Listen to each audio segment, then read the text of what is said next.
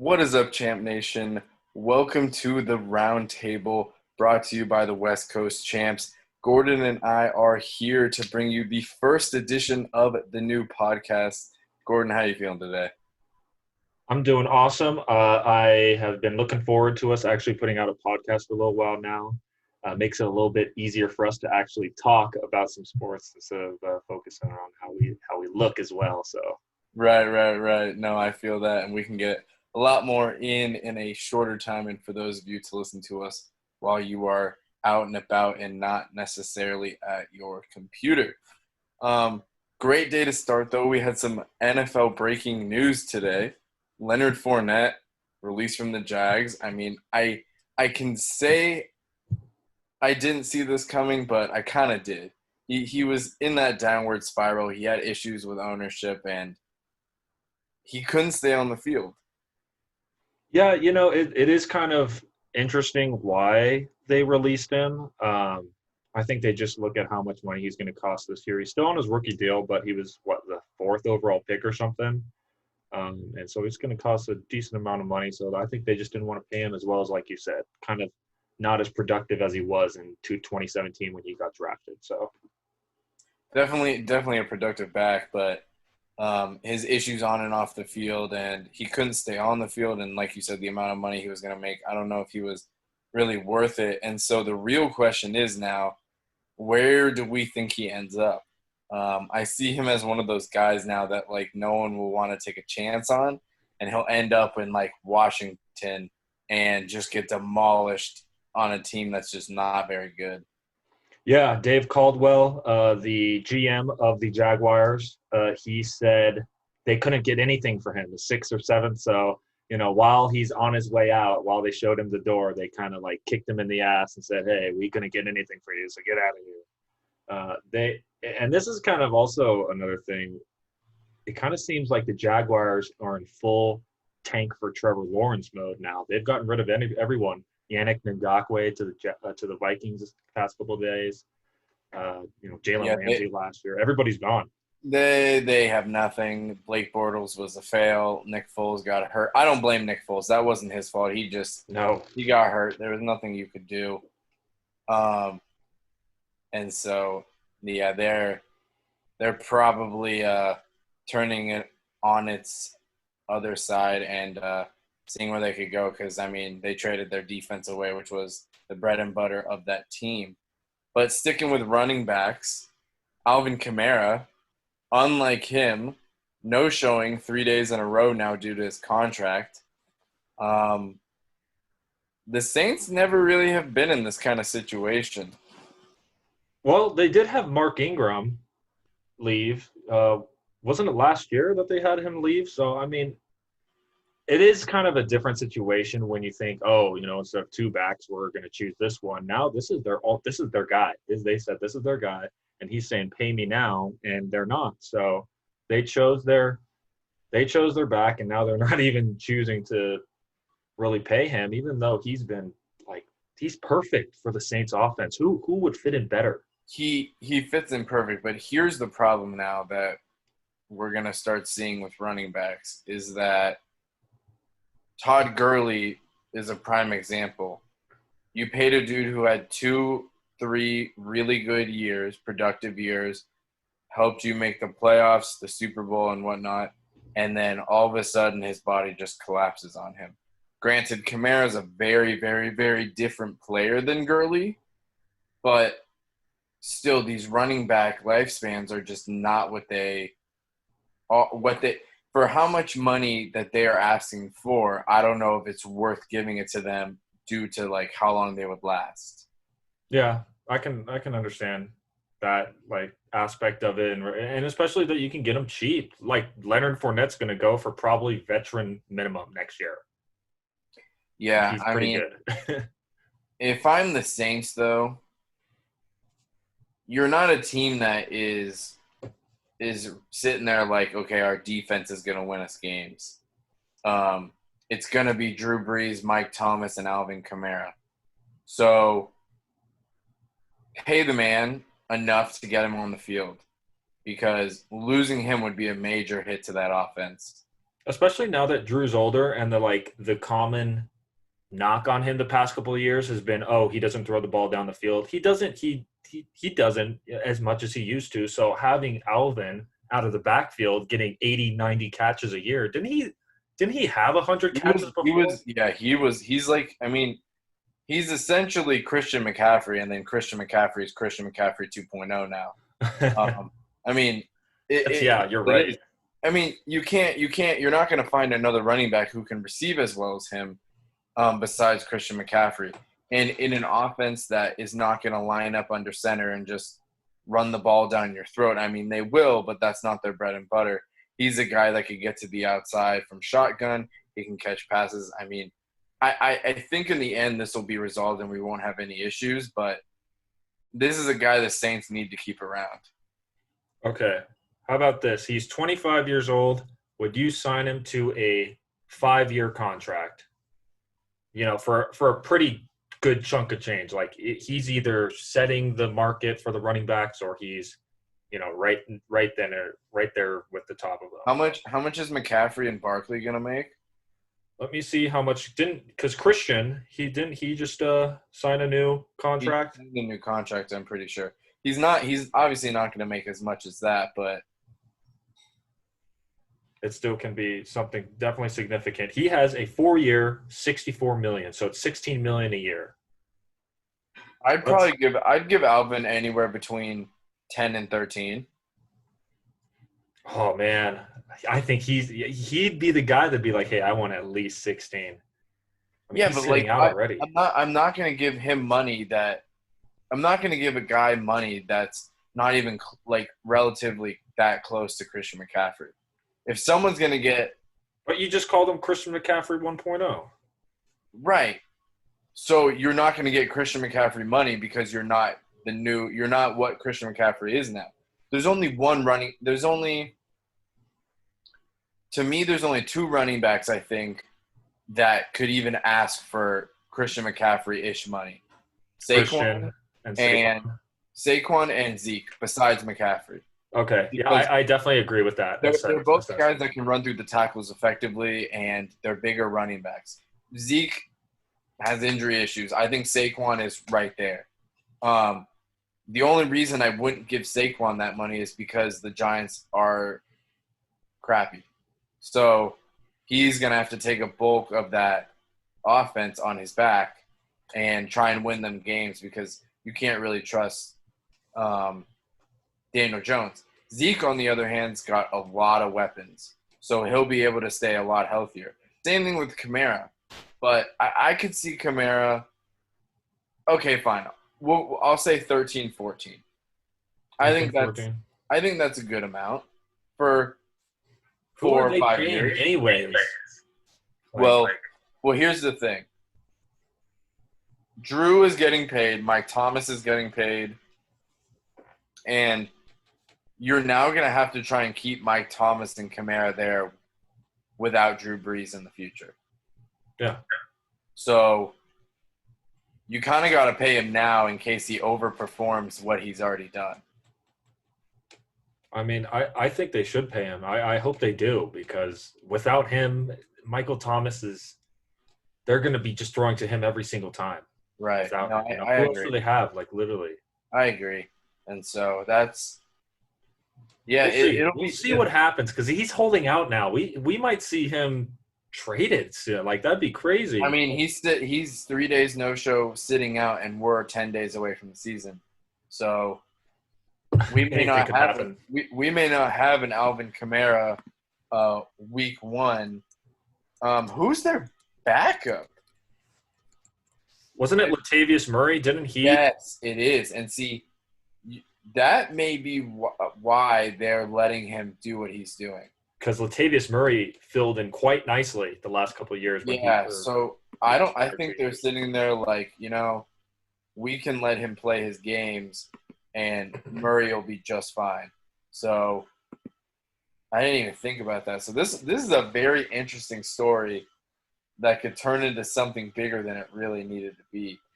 The last 5 years have not been good for the running backs. Todd Gurley, Melvin Gordon. Yeah, definitely. I think Melvin Gordon will bounce back this season. Le'Veon, He didn't. His didn't go. He's on the Jets with Adam Gase. So like nobody's there.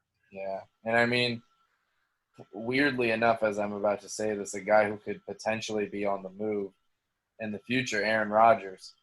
Um, what do we expect from him this year? I think they were in the NFC Championship game last year, right? Did they deserve to be there? They were 13-3. A lot of people said they were the weakest 13-3 team ever. I think their defense is a little, is pretty good. They were top 5, I think, in the first half of the season. They definitely overperformed on defense. Yeah, but I think the issue, obviously, as we saw in the draft, the needs not addressed in the draft, was the offense. They just don't have any. Aaron Jones is pretty good, but he's a running back that doesn't They got Aaron Jones and they got Adams. That's Jimmy Devontae Graham. Adams, yeah. No, Jimmy Graham's not on them anymore. No, that's that's the issue. Yeah. So I think we're gonna see Aaron slinging it. I just don't think that. I could see the Vikings win division. Like maybe the Packers go 9-7, 10-6, get a playoff game. They're not going to the NFC Championship game again. Let me tell you that much. I mean, absolutely not. Bold prediction, and we say Trubisky struggles in the first 2 games, and then Nick Foles comes in and wins the division for them, or wins them in a playoff game, in a wild card game, and the Bears take over. If the Bears defense plays like 2018 Bears defense, then heck yeah. I mean, last year was definitely a disappointment, but they do still have all those guys. I mean, Khalil Mack is going to be Khalil Mack. Eddie Jackson. Eddie Jackson's unreal. Roquan. I think we need to see bounce back year from like a guy like Leonard Floyd, and Roquan. Yeah, I mean that defense is dirty, so it's a matter of if they could just score points. They do have some talent. Allen Robinson, Tariq Cohen. They do, but their other running back just got hurt. So Cohen will definitely be taking a bulk of the snaps there. Okay, but back to the Packers. So with that being said, I mean, I could see them competing for the division and definitely competing for a wild card. I can see them being a wild card team. Oh, they're going to be competing for the playoffs with Rodgers no matter what. Right. No matter what. If he's healthy. The real question is, if you're Green Bay, number 1, do you try and trade him, or number 2, do you maybe buy him out and he walks, or what's the plan with a guy like Aaron Rodgers? You keep him. You keep him for as long as possible, and that's what they're doing. I mean, just because they drafted Jordan Love doesn't mean anything too substantial in regards to right now. I think they drafted their replacement 3 or 4 years down the line, especially that he still has a 4-year contract. I think it's just going to be the same situation with Aaron Rodgers playing the role of Brett Favre in 2008 or something, 2009. Right, but do you want a disgruntled Aaron Rodgers in your? I don't think he's necessary. I think he's fine. Honestly, I think he's fine. I think he's disappointed. Think maybe they're making more of this than what it really is? I think that he's going to go out there. He's going to throw a lot of touchdown passes and not a lot of interceptions, and this is all going to blow over.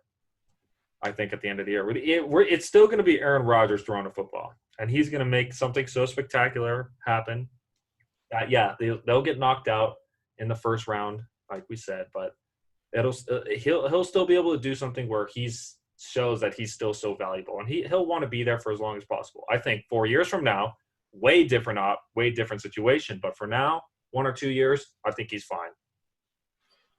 They got to go get him weapons, though. Yes, they as of 5 years ago, they needed to. They don't do anything there, man. It doesn't make sense. I mean, you think about those teams he had at the beginning of his career, how stacked those offenses were, and then now it's just depleted, and you're kind of depending on Devontae Adams just catching 10 balls for 200 yards a game and Aaron Jones running for 150 yards a game.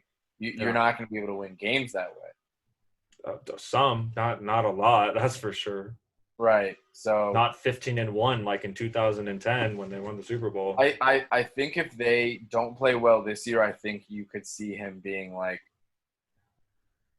Yeah, maybe. say they go 8-8. What do does So he if they don't make the playoffs or they just lose first round and they very much underperform for the Packers, do we think Aaron Rodgers says you either need to make moves or I go, or you think he just says I'm out? Like trade me or buy me out, we'll figure out something. I think he gives them a season. I think he's, say they go 8-8 and they're third in the division and miss the playoffs. I think he says next year during the offseason, you guys have to get stuff, or I'm gonna start trying to get my way out of here somehow. I wouldn't be surprised. Let me put it this way: I wouldn't be surprised that happens. I don't know what will happen. It seems like he's relatively classy. I see this going down a toxic route that you really don't want to face with a guy who clearly has no issue saying what's on his mind. That's true. That is true. So, well, we'll find out what he's. Yeah, that's really really interesting there. Let's talk about one more thing with him. If he does leave, which team would it make sense for him to go to, and for him to immediately contend? Like, obviously, he's not going to go to the Chiefs. The Chiefs aren't going to want him. So, let's say next year. Let me throw out a very crazy. I'll start with a very crazy situation. Say Baker Mayfield is sucking next year. Not going to Cleveland. Baker Mayfield is sucking. They cut him. Aaron Rodgers is like, get me there with Odell and Jarvis, and with that offense and that pretty young defense. That would be crazy, right? Would that not be crazy? Not going to Cleveland. That would be insane. And it's a situation that actually makes sense. I mean, actually think yes, and I have two teams that I think I could potentially see him going to. One team, I think it depends on how this kid plays this year, but what if he went to Denver? I mean, we know John Elway likes Drew Lock as a quarterback, but if Drew Lock underperforms, that offense is solid. I mean, they got two new weapons in Jerry Jeudy and Melvin Gordon. That defense is not horrible now. They're still serviceable. So that's a team that maybe he could go there and rejuvenate his career and see what he can do. He'd be division rivals with Patrick Mahomes. That'd be interesting. That'd be interesting. My other team, this is super stretch. A lot would have to happen for this to – Oh, more than my Browns pick? Way more than your Browns. The 49ers. Oh, what? Oh, my – can you – Dude, Jimmy G, if they don't play well, they got to somehow get rid of him. Because, dude – the timeline might end up where that actually works out in like 2 to 3 years. That might actually end up. Think about it. Okay, because here's the thing. If you're – I mean, they could try and make one-for-one swap and just be like, let's see what happens. But that'd be crazy. Hear me out. No.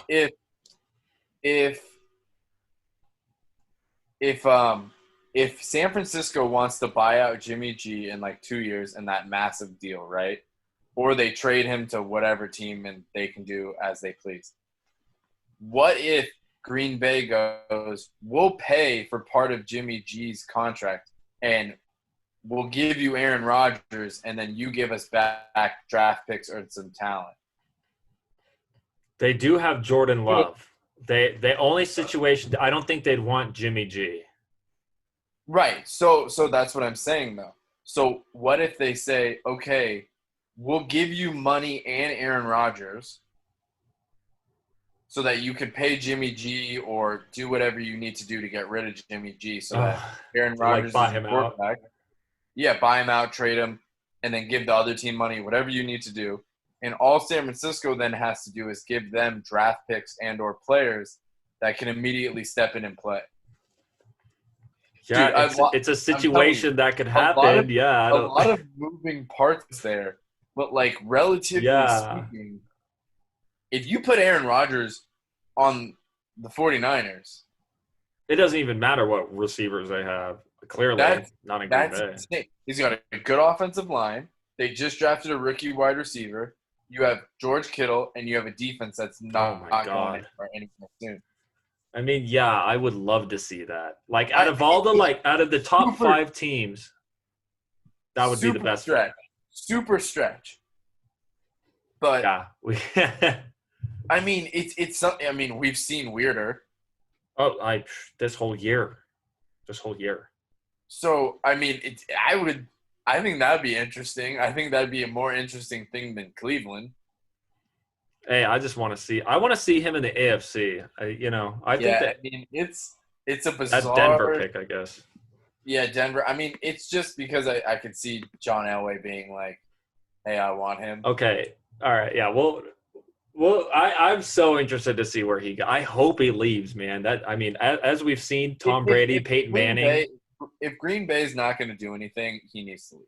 he It's just should what have it. he should have left, man. Can you Yeah, imagine if I agree. prime Uh, Aaron Rodgers on the open market? My lord. yeah. So let's take one last thing with the NFL. I know you brought this to my attention, and I think this is an awesome thing to look at. Let's look at the last 10 years of what if Super Bowls had the opposing teams in the AFC and NFC championship games won. Yeah, like the championship game losers. What if they Yeah, actually if won? they would have played each other, what that um, Super Bowl would have looked like. And 2010 is my favorite one out of all of them.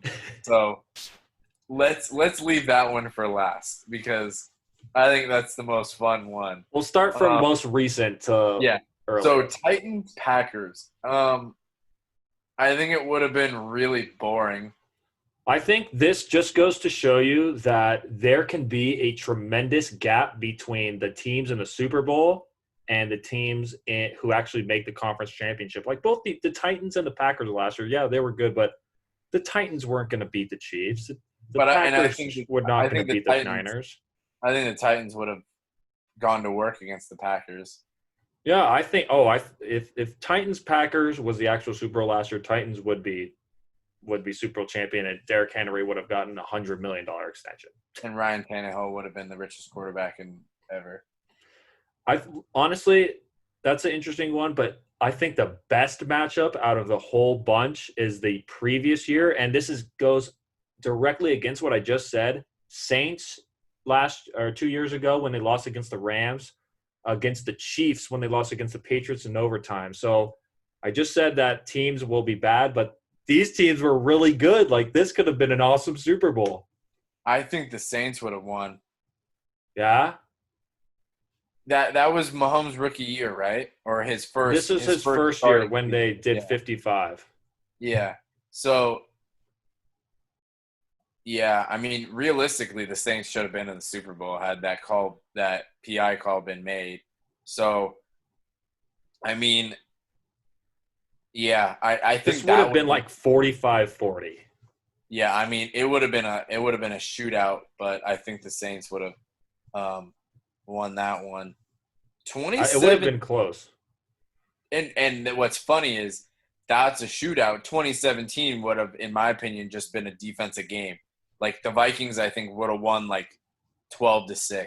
It would have been Jaguars versus Vikings. That was the year the Eagles. That was our matchup. Eagles and Patriots Eagles and played. Patriots, The Jags and, lost. and I think the Vikings would have won 12-6. That would have been. Yeah, you're right. That would have been such a defensive struggle. Both Saxonville. teams, because the Vikings offense was like good. I mean, they have weapons, But they but had Jalen Ramsey still on the the Jaguars, that was AJ the Bouye Jaguars' defensive year. to Sean So Gibson. I yeah, think I mean maybe. that's crazy. Let's jump down. Let's look at two more. So let's jump down to 2011. Ravens 49ers, the Harbaugh a year earlier. What was that? That Super Bowl was actually was that Patriots Giants? I think that was Patriots Giants. We won on a missed field goal by the Ravens, and that was the Seattle Seahawks. No, what year was that? Yeah, that the Niners lost to the Giants. Yeah. I think That the was, year. oh, you know what year that was? That was Patriots, Giants in Indianapolis, and the Giants won. Yeah, I was thinking of 2013 would have been Patriots 49ers. That was the Because that was Seahawks. that was Alex Smith, I think still. Oh, you're right. Yeah, Right? yeah, it Right? definitely wouldn't have been. Yeah, it was Alex Because it Smith. wasn't Kaepernick was 2012, I'm pretty sure. Yeah, yeah, you're right because that's when they actually made the Super Bowl, the Horrible. Yeah. So So that would have been, I mean, I think it would have been a great matchup. Both teams were still in their primes. I mean, we Um, got to see it a year later. yeah. So, I mean, we knew 1 year earlier probably it wouldn't have meant as much, but it still would have been a great Super Bowl. And finally, my favorite, I can't even say this with a straight face. My favorite one of this whole bunch is 2010. You'd have had Jay Cutler lead the Bears versus Mark Sanchez and the Jets. And at this point, it's just a loss for everybody. This is this I mean this goes to show you the first point again that I made. There could be some bad teams in the championship round. Like Yeah, it's something special, and I don't think I even really need to make a comment about this.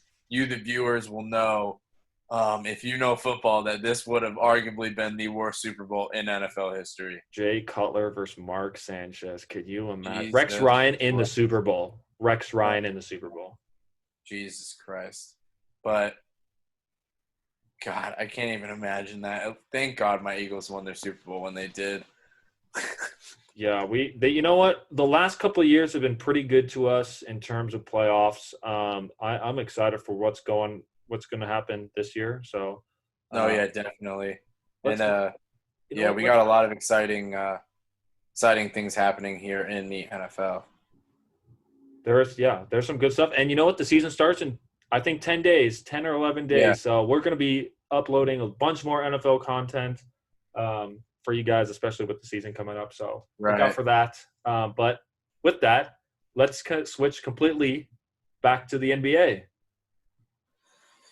NBA, we had some series finish. We had the Lakers finish off the Blazers. The Clips do the same to the Mavericks. The Rockets Thunder matchup is the only first round matchup still going, and Let we me have check Heat that Bucks. score real quick, actually. We have the Heat Bucks series and the Celtics Raptors. Celtics won their first game against the Raptors They today. did, and interesting. I kind of had the Raptors. I thought they were going to win Game 1. They've played really great in the bubble, and the Celtics are one of those teams that, with all the talent they have, they tend to underperform. We think well, that is true. They have run into LeBron a bunch of times the last couple of years. Well, no, Uh, no, no. I'm talking about since the big three left, and they had like Kyrie. that's what I know. No, Kyrie. I'm agreeing with you. That's what I'm No, yeah, saying. I Like know. since they left, they have had talent like Kyrie and who Right. else? They had some other guys before them, They but had they Isaiah Thomas. yeah, They exactly. had yeah, they've had some talent on that team. That's well, we do think. I think both of us think that the Celtics are going to be the representative for the East in the Definitely. And finals. if they can get past the Raptors, which I think is a harder test to me than the Bucks, because Who the Bucks actually are going to Bucks lost game one against the Heat. really. Yep, 115 to 104. That was earlier today. Oh man, and I was just about to say the Bucks are going to blow out the Heat. Well, you know what? Hey, this is how the Magic This is series how the started. first series started. I'm not a Heat believer. I think they're arguably the most overrated team in the NBA for as well as they've played. But I think the Raptors are your test on if you can really go into the finals and put up a good match, because the Raptors are well coached and they play defense and team basketball. They do. They need to now that Kawhi's gone. So like good for them for actually sticking to their guns. A lot of people said, "Oh, our star's Right. gone. We can just we got our ring. We can go get our money." But they still they want to win. They think that they can win this championship again. And I think, the Raptors are one of those teams that if they're just playing well as a team, not necessarily they're hot, they're a scary trap team. So somehow, some way, we could see the Raptors in the finals. It would be interesting, to see them defend their title, especially in such a different We situation than right, last year, right. They're a team that definitely feeds off their crowd, which is another interesting aspect. So let's move over to the Western Conference, though, and I want to hear your view because I've heard what others have been saying. I'll ask you this first: who's a scarier matchup for the Lakers, the Rockets or the Thunder, and why? I while I do think the Thunder lately have been playing good team basketball, it's when you just see James Harden and Russell Westbrook on the other side of the court, you just know that the level of play is going to be so high. They're going to exploit every mistake that you make. I think that the Thunder might be able to actually run better with the Lakers, throughout the whole game. And while the Rockets sit Westbrook and Harden while they're taking their break during the game, the bench might not be as strong. I think that the Rockets would be a harder matchup for the Lakers just due to the top level of play that Harden and Westbrook present. Two MVPs, on the other side of the floor. I totally disagree completely. Really? I think if the Lakers play the Rockets, they'll sweep them in 4 games. I think the Thunder match up with them size-wise. So people don't realize, yes, I 100% agree. I think the Rockets have great talent with Westbrook and Harden. Their center right now is P.J. Tucker. They have no one else really who's elite in the paint. So who are you going to have that's going to guard LeBron, AD, JaVale, Kyle Kuzma, and Dwight Howard? They literally have they may be able to contain Kuzma, but your whole team's going to foul out because they're not going to be able to contain them. And then on the defensive end, you're going to put LeBron on James Harden. The big guys are going to even clog the lanes. And, all right, that's fine. You know what? Let Russell Westbrook try and score 60 a night. I'm fine with that. But how do you think the Thunder match up, though, against the Lakers? I think they match up. I think they could steal one game. Chris Paul's played great. Shai Gilgeous-Alexander has played really well. I think Steven Adams adds that physicality down there. But AD will wipe the floor with him. Yeah, but Danilo Gallinari is a guy that can spread the floor also. He's not a post presence, but he's more than anything the Rockets have, and he can score the basketball. So, I do agree that the Thunder have more variety of players. I just see the Thunder being a harder matchup, but I don't see either team really making a dent in the Lakers. No, this is just another stepping stone for the Lakers to, get to the finals, or at least a conference championship. It's going to be interesting, and then that Utah-Denver series could potentially be the series of the bubble. Game 7. Who do you got? You know what? The Jazz have been looking really hot, but the Nuggets talent, man, you know what? I'm gonna go with the Jazz. I'm gonna go with it's the upset, Well, it's not even that. I just think Donovan Mitchell's gonna will his team. Well, that's half the reason why I'm picking them is Donovan Mitchell. So yeah, so I see lights out. I see Donovan Mitchell closing out that first round. So they get the privilege of losing to the Clippers. Playing the Clippers, which I think is a fun matchup. I think it's going to be – I think the Nuggets match up better with the Clippers. It'd be a better series, but I want to see Donovan Mitchell succeed. He's played out of his mind, and they've gone through all the issues with COVID and Gobert. So that'll be definitely interesting as we finish off round 1 and head into round 2. So moving on, let's talk about a team that's not in the bubble, wasn't in the bubble, wasn't even close to the bubble. The Golden State Warriors. They have the 2nd overall pick, which might be the scariest thing in sports that we've seen in years. What do we think that they are going to do with that pick? I think I'm almost certain I know what they're going to do with that pick, but I want to hear what you have to think. first. Okay. Well, I mean, obviously there's two routes you can go. Use the pick or use the pick to trade. I'll take the side that they're actually going to pick someone. Um, I I think agree. that I think the same.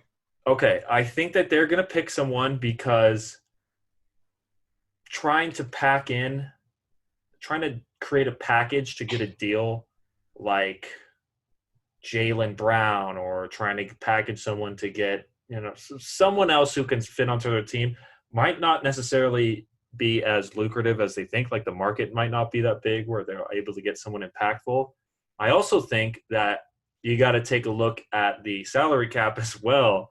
While there is you can break through the salary cap, I don't think they want to keep getting huge guys with huge pay cuts or huge salaries. So I think getting a younger guy with a smaller contract, as well as he has huge potential, is better for them. But I will say this: I don't think that this is the strongest draft in a while. I do think, if It's you're not. sitting there with, It's top 5 heavy, and then that's it. well, say the guy was it Edwards? He's one of the Anthony better guys. Edwards out of Say Georgia. say he goes first. Who's next? LaMelo Ball? Like they don't really necessarily need Well, him. so your thought is you're just gonna go with they're picking someone, but you're I not sure. think that they're going to use their pick. I think that maybe they'll trade down, but I want to see them actually pick somebody in the top two So picks. so there's two options here. There's one, like you said, they could trade him. They could trade this pick. The other option, which is the obvious option, unless he goes number one, is they need big man. They need to go out and get James Wiseman from Memphis. He's a true big man. That's the one thing they're missing on this team. He's a young kid. He's got all the raw potential in the world. I think he'll fit in perfectly with that run and gun type offense and make that team even scarier than it was. They're not gonna. They need to get younger because, as weird as this sounds, Curry and Clay have a lot of games under their belt, They're even though getting they've been older. hurt. They have not stayed healthy. So this will be interesting, but I think that they'll go out and get James Wiseman and turn that team into another scary, scary team to see out there out west and give LeBron and AD a run for their money along with Kawhi and PG in LA. How lucky were they to, not lucky Well, I mean, necessarily, but they what's kind of lucked into a bad season that went so bad that they ended up with a great pick. what's crazy is like, of course they wouldn't want Steph and Clay to have the injuries they had, and the setbacks and the issues that they had this year, but it was kind of a blessing. It gave them almost a year off. It gave them a great pick. They were able to make some deals to get guys like Andrew Wiggins, and that whole D'Angelo Russell saga was just bizarre. Um, I totally forgot that so, happened, and now yeah, so Wiggins is next on. year, I mean, you have a rested, healthy team with the number 2 pick. That's arguably the third best team in the West. So it's going to be scary out west for these teams come next year. And speaking of next year and the season, so do we think that these seasons are just going to stay delayed in when they start and stop? Do we think they're going to try and make an effort to where maybe they have less games in order to get back on schedule? Are they going to have less of an off season? And this goes for the NFL, the NHL, the NBA, the MLB. I mean, we really don't know what's going to happen in the next year in regards to COVID affecting the schedule. We've already seen what's happened so far to this point. But what do you think is going to happen? Yeah, it's kind of at the point now where we can still have sports, but we also don't know how long this is going to go on for. Like, yeah, they're able to play sports, but how long is COVID going to affect sports is the main issue. At this point, I think that they're just saying, okay, let's say that this goes on for an indefinite amount of time, meaning 1 or 2 years at least more, right? They're probably just thinking in the mindset of we can just keep re-upping our seasons no matter when the time is, because it doesn't really necessarily matter when the season start if every season, like, winter, Right. fall is the same. Everybody's staying inside regardless. So it almost seems like they're just trying to pack it in as much as possible. Maybe down the line, try to go back to their traditional start and stop times, maybe take a season down the line, half it. But right now it looks like they're just trying to fit in as much as possible, in my opinion. I don't know. And I think what's also interesting is what happens to all-star events. What happens to Christmas games in the NBA if they start in January? That's not going to be a thing. That's like tradition. It's definitely, and Thanksgiving games for the NFL. These are things that we really have to start thinking about as we move into September, October.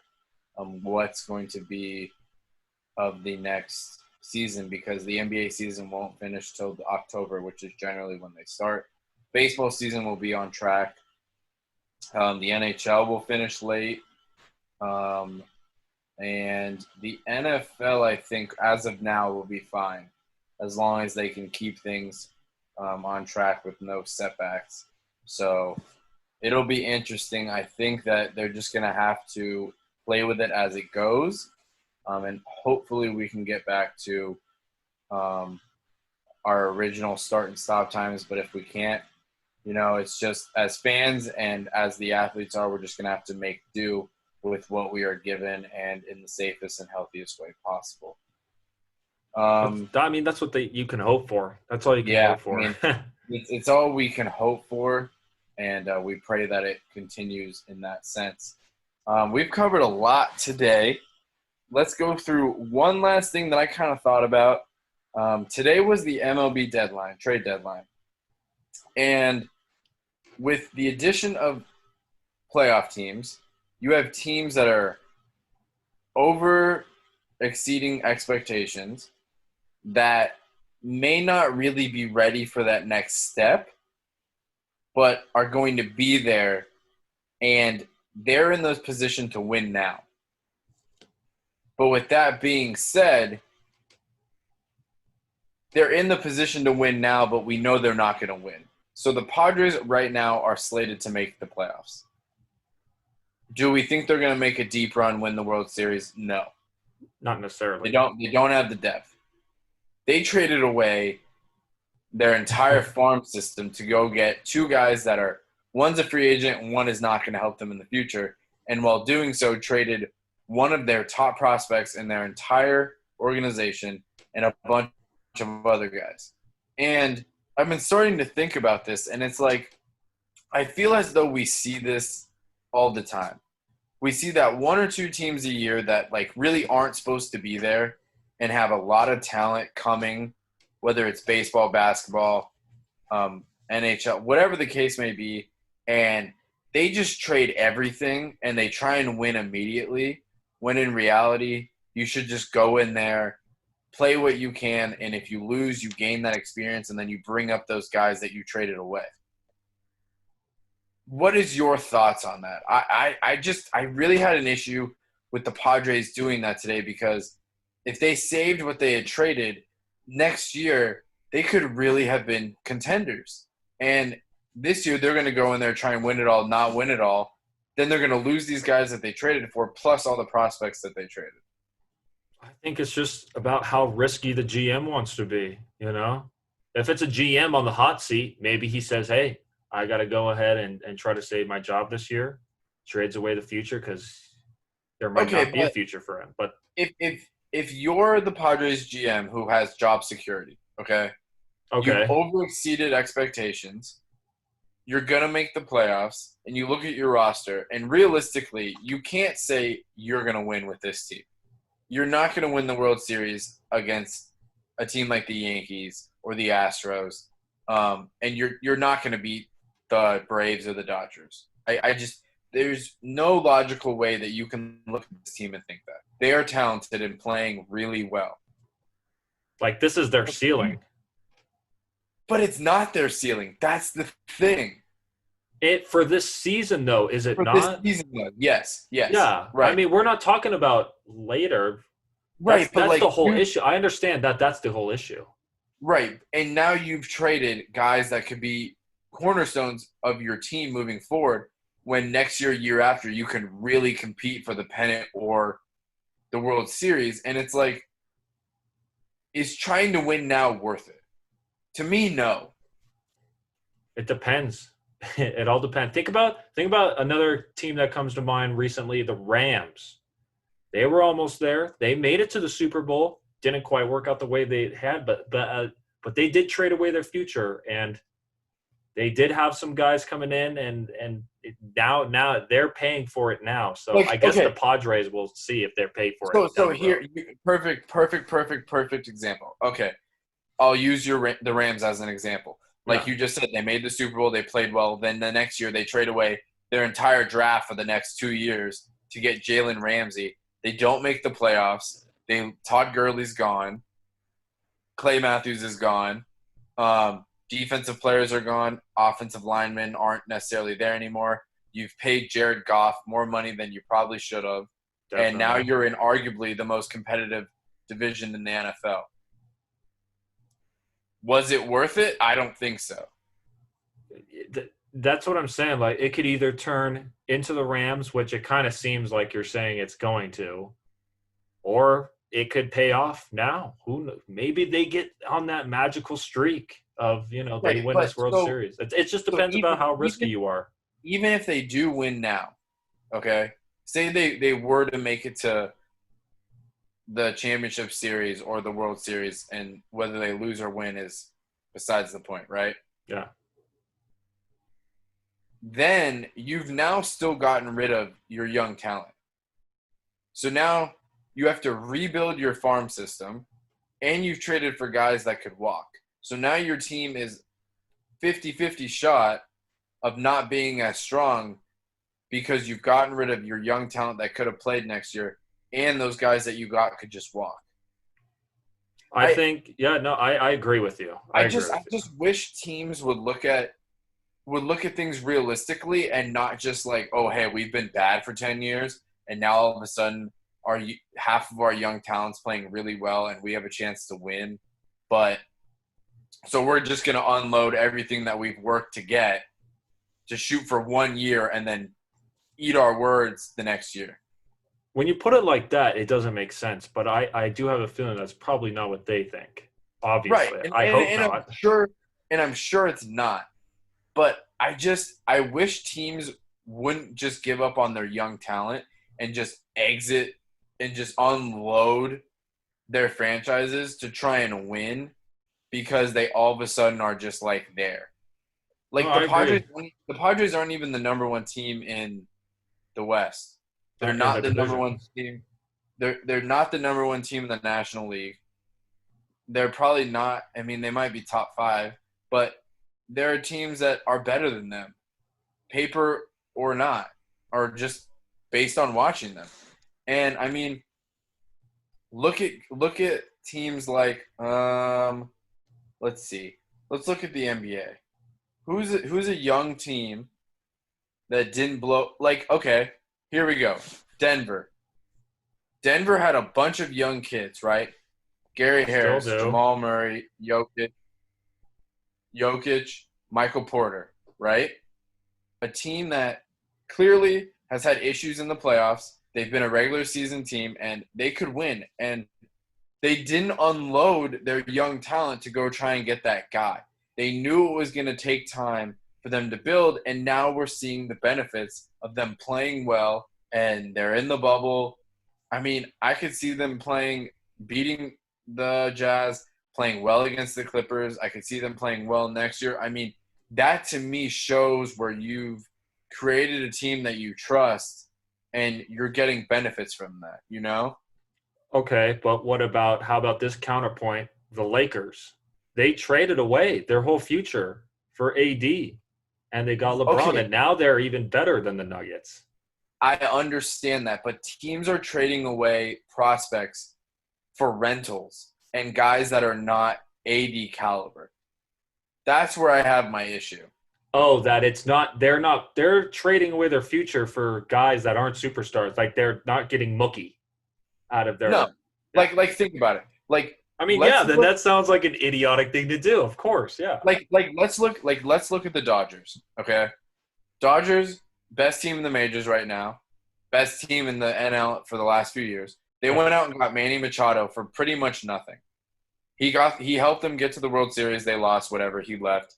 There was no real issue with him leaving. They There weren't gonna have wasn't a there wasn't a loss to be had. right, right. Okay. So then they go and they want to make a deal with the Indians to try and get Lindor. And the Cleveland's asking for everybody.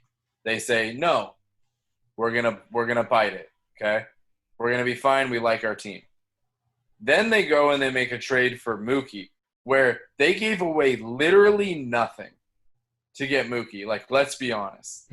No, they robbed him. Yeah. They gave away nothing to get arguably the top 2 or 3 best player in the league and gave nothing of their future away.